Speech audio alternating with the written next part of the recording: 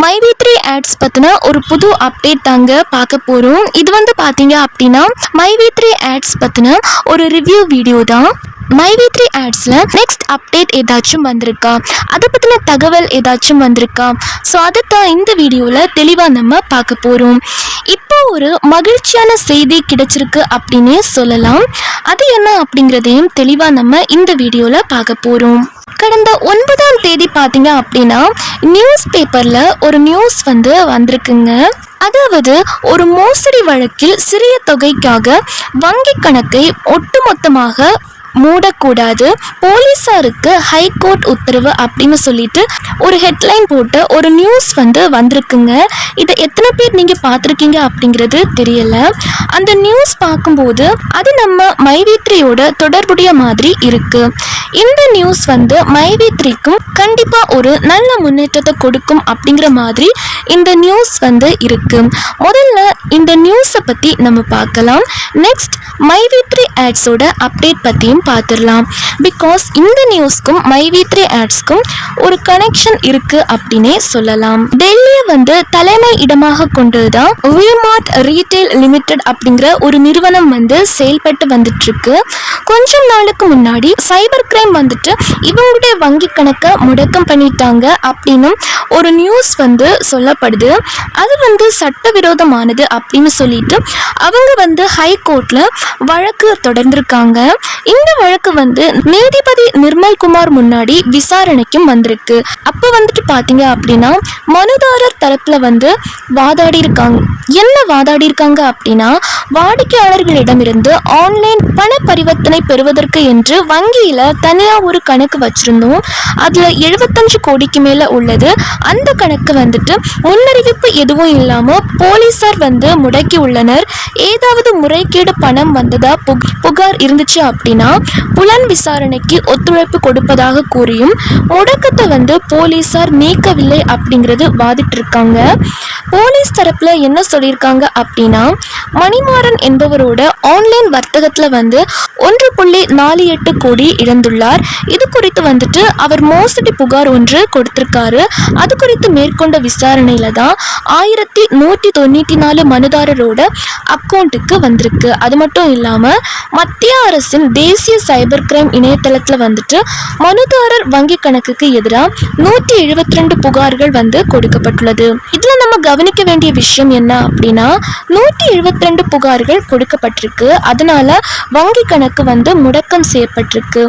So அப்படித்தான் விளக்கம் கொடுத்திருக்காங்க. HDFC வங்கி சார்பில் ஆஜரான வக்கீல் இதே மாதிரி ஒரு வழக்குல மோசடியாக வந்த பணம் எவ்வளவோ அந்த தொகையை மட்டுமே முடக்கம் செய்ய வேண்டும், ஒட்டுமொத்தமாக வங்கி கணக்கை முடக்கக்கூடாது என்று போலீஸ் அதிகாரிகளுக்கு சென்னை போலீஸ் கமிஷனர் உத்தரவு பிறப்பிக்க வேண்டும் என்று கடந்த 2021ஆம் ஆண்டு சென்னை ஹைகோர்ட் உத்தரவிட்டுள்ளது. அந்த உத்தரவை பின்பற்றி இருந்தால் மனுதாரரின் வங்கி கணக்கு முடக்கம் செய்யப்பட்டிருக்காது அப்படின்னு சொல்லிட்டு வாதிட்டாரு. இருதரப்பையும் விசாரித்த நீதிபதி பிறப்பித்த உத்தரவில் மோசடி பணத்தையும் கணக்கு முடக்கத்துக்கான காலத்தையும் குறிப்பிடாமல் வங்கி கணக்கை போலீசார் ஒட்டுமொத்தமாக முடக்கம் செய்தது மனுதாரரின் வர்த்தகம் செய்யும் அடிப்படை உரிமையை மீறிய செயலாகும். அது மட்டுமல்ல, ஒருவரது வாழ்வாதாரத்தை மீறும் செயலாகும். எனவே வங்கி கணக்கை முடக்கம் செய்த HDFC வங்கி அதை உடனே நீக்க வேண்டும். நேரத்தில் அந்த கம்ப்ளைண்ட் தொகையை வங்கி கணக்கில் மனுதாரர் பராமரிக்க வேண்டும் என்றும் கூறியிருக்கிறார்.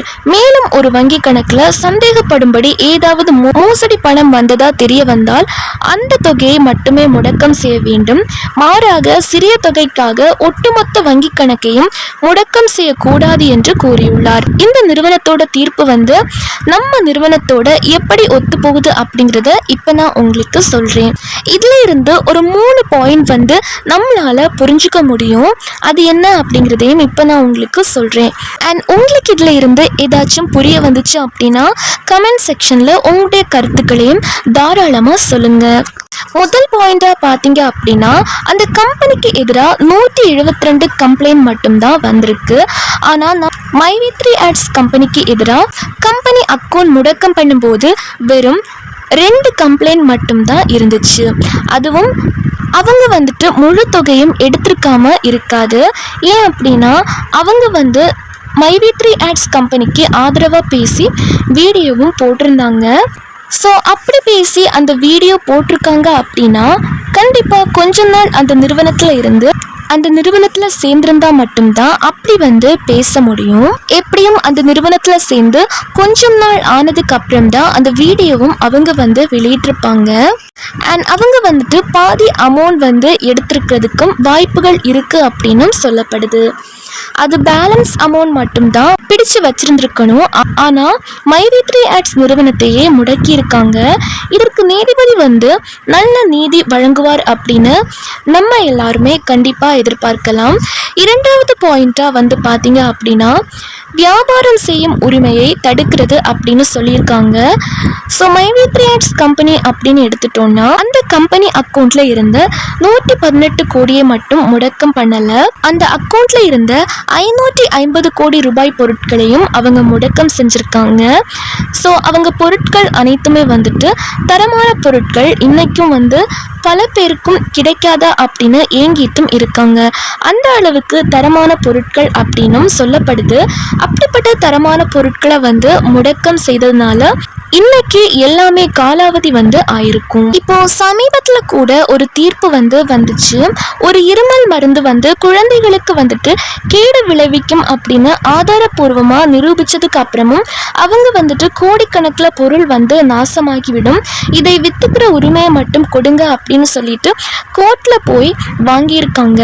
ஸோ ஒரு கேடு விளைவிக்கிற மருந்தே வேஸ்ட் ஆயிடக்கூடாதுன்னு சொல்லிட்டு அதை விற்கிறதுக்கு போய் உரிமையை வாங்கும்போது இப்போ இந்த பொருட்கள் இவ்வளோ வேஸ்ட் ஆனது மிகப்பெரிய அநீதியாக தான் பல பேரும் சொல்றாங்க.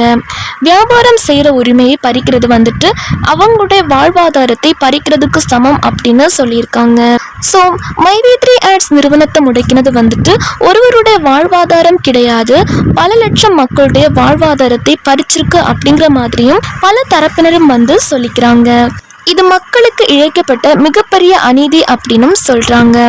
எத்தனையோ மக்கள் இன்னைக்கு நிறைய கஷ்டப்பட்டுட்டு இருக்காங்க. பல லட்சம் மக்களுடைய வாழ்வாதாரம் இந்த செயலால பாதிக்கப்பட்டிருக்கு அப்படின்னு பேசப்படுது. ஒருவேளை இந்த நிறுவனம் சிறப்பா இயங்கிட்டு இருந்துச்சு அப்படின்னா எத்தனையோ லட்சம் மக்களுடைய வாழ்வாதாரம் இன்னைக்கும் ரொம்ப சிறப்பா இருந்திருக்கும் அப்படின்னு நிறைய பேர் பேசிக்கிறாங்க. இன்னும் சில பேர் என்ன சொல்றாங்க அப்படின்னா அந்த கம்பெனி மட்டும் இருந்திருந்தா இப்போ நம்ம எல்லாருமே எப்படி இருந்திருப்போம் அப்படின்னு பல தரப்பினர் சொல்லிக்கிறாங்க. செய்தி பரிமாற்றங்கள் அப்படிங்கிறதுமே வந்துட்டு இருக்கு. ஏன்னா அவ்வளோ மனசு வருத்தமா இருக்கு அப்படிங்கிற மாதிரியும் சொல்றாங்க. மைவி3 ஆட்ஸ் நிறுவனம் மீண்டும் வருமா வராதா, அண்ட் நிறைய பேர் பார்த்தீங்க அப்படின்னா மீண்டும் வரும் அப்படிங்கிற நம்பிக்கையோட தான் பல பேருமே காத்துட்டு இருக்காங்க. மக்களுடைய வாழ்வாதாரத்தை இந்த அரசும் நீதிமன்றமும் காப்பாற்றும் அப்படிங்கிற நம்பிக்கையோட நிறைய பேர் காத்துட்டு இருக்காங்க. தாமதிக்கப்பட்ட நீதி அநீதிக்கு சமம் அப்படின்னு சொல்லுவாங்க. தப்பு நடந்துடுமோ அப்படிங்கிற பயத்துல சில பேர் கொடுத்த கம்ப்ளைண்ட்னால அந்த நிறுவனம் 2 வருடமா ஸ்தம்பிச்சு நின்றுட்டு இருக்கு. பழி சொல்ல 1000 பேர் வருவாங்க, ஆனா வழி சொல்ல யாருமே வரமாட்டாங்க. நமக்கு வழி சொல்றதுக்கு நீதிமன்றமும் அரசும் மட்டும்தான் இருக்கு. நாம அவங்கள நம்பி தான் இருக்கோம். இப்போ எம்டி சாரும் நீதிமன்றத்துக்கு எல்லா விதத்திலையும் ஒத்துழைப்பு கொடுத்துட்டு தான் இருக்காங்க. நீதிமன்றத்துல எம்டி சாரை போய் சரண்டர் அடைஞ்சு எல்லா விசாரணைக்கும் சட்டப்பூர்வமா அவர் ஒத்துழைப்பு கொடுத்துட்டு தான் இருக்காரு. நீதிமன்றம் எல்லாத்தையும் கருத்தில் கொண்டு நல்ல தீர்ப்பு வழங்கும் அப்படின்னு பல பேருமே நம்பிட்டு இருக்காங்க. இப்ப பாத்தீங்க அப்படின்னா மைவி3 ஆட்ஸ் நிறுவனம் மீண்டும் கொண்டு வருவாங்க அப்படிங்கிற நம்பிக்கையோட பல பேருமே காத்துட்டு இருக்காங்க. பல லட்சம் மக்களுடைய வாழ்வாதாரத்தை கருத்தில் கொண்டு நீதிமன்றம் ஒரு நல்ல தீர்ப்பு வழங்கும் அப்படிங்கிற நம்பிக்கை எல்லாருக்குமே இருக்கு. இந்த நம்பிக்கை உங்களுக்கும் இருக்கும் அப்படின்னு நம்புறேன். அண்ட் இதை பத்தி உங்களுடைய கருத்துக்கள் என்ன அப்படிங்கிறதையும் கமெண்ட் செக்ஷன்ல சொல்லுங்க. அண்ட் இதே மாதிரி மைவி3 ஆட்ஸ் பத்தி வேறு ஏதாச்சும் புதிய செய்திகள், புதிய தகவல்கள், அடுத்த அப்டேட்ஸ் ஏதாச்சும் வருது அப்படின்னா அதையும் நம்ம சேனல்ல அப்லோட் பண்றோம். ஸோ இப்போவே நம்ம சேனலை சப்ஸ்கிரைப் பண்ணி வச்சுக்கோங்க.